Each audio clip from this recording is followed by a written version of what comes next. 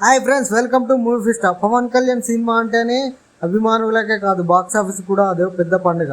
ఆ పండుగ ఎప్పుడెప్పుడు వస్తుందా అని అందరూ ఆసక్తిగా ఎదురు చూస్తారు. సుదీర్ఘ విరామం తర్వాత పవన్ కళ్యాణ్ కథానాయకుడిగా నటించిన చిత్రం హరిహర వీరమల్లు. పవన్ కళ్యాణ్ కెరీర్లోనే నటిస్తున్న తొలి పీడియాట్రిక్ మూవీ కావడం, ఏపీ డిప్యూటీ సీఎం బాధ్యతలు చేపట్టిన తర్వాత వస్తున్న సినిమా కావడంతో దీనిపై భారీ అంచనాలు ఉన్నాయి. పైగా పవన్ స్వయంగా ప్రచార కార్యక్రమాల్లో పాల్గొనడంతో అంచనాలు పెరిగాయి. మరి వాటిని వీరమల్లు అందుకున్నాడా? తెరపై కథ ఏంటి? మ్యాజిక్ చేశాడా లేదా చూద్దాం. 16వ శతాబ్దంలో మొదలయ్యే కథ ఇది. మొఘలి చక్రవర్తి ఔరంగజేబ్ ఢిల్లీ పీఠంపై కూర్చొని ఎన్నెన్నో దురాగతానికి పాల్పడతాడు. పాలన కొనసాగిస్తుంటాడు. మత మార్పిడి కోసం దేశ ప్రజల్ని బలవంతం చేస్తుంటాడు. అందుకు ఒప్పుకోకుండా హిందువులుగా జీవించే వాళ్ళ నుంచి జీజీఏ పన్ను వసూలు చేస్తుంటాడు. మరోపక్క ప్రజలు ఆకలితో అలమటిస్తున్న వాళ్ళని పట్టించుకోకుండా దేశ సంపదనం తెల్లదొరలు దోచేస్తుంటారు.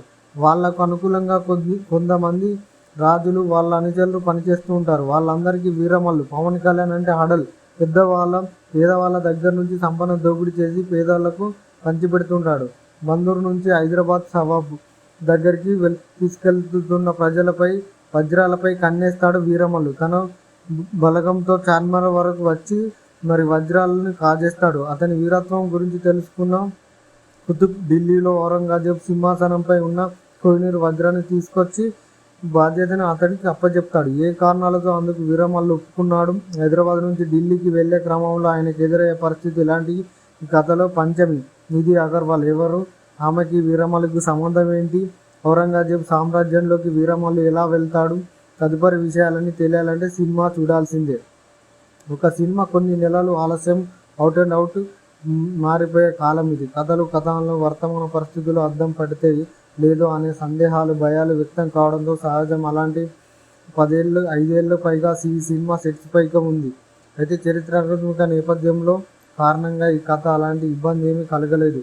పైపచ్చు ఇప్పటికే ఎక్కువగా మాట్లాడుతున్న సనాతన ధర్మం నేపథ్యంలో ఇందులో బలంగా స్ఫురించే రాబిన్హుడ్ కథానాయకుడి పాత్రలో అభిమానులు పూనకాలు తెప్పించే ఎమోషన్స్, ప్రేక్షకులు బాగా కనెక్ట్ అయ్యే సధర్మం నేపథ్యంలో తెరకెక్కడం ఈ సినిమాకి కలిసొచ్చింది. ఇందులో కథ ఏమిటి?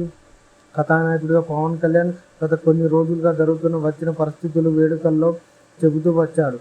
కోహినూర్ కోసం ఢిల్లీ వెళ్లే క్రమంలో ఎదురయ్యే పరిస్థితులు ఇందులో కీలకం. వీరమల్లు పాత్ర అతని వీరత్వాన్ని పరిచయం చేస్తూ సాగే ప్రధాన మార్గం సినిమాకి హైలైట్గా. ద్వితీయార్థంగా క్లైమాక్స్ ప్రధాన బలం. 16వ శతాబ్దం నాటి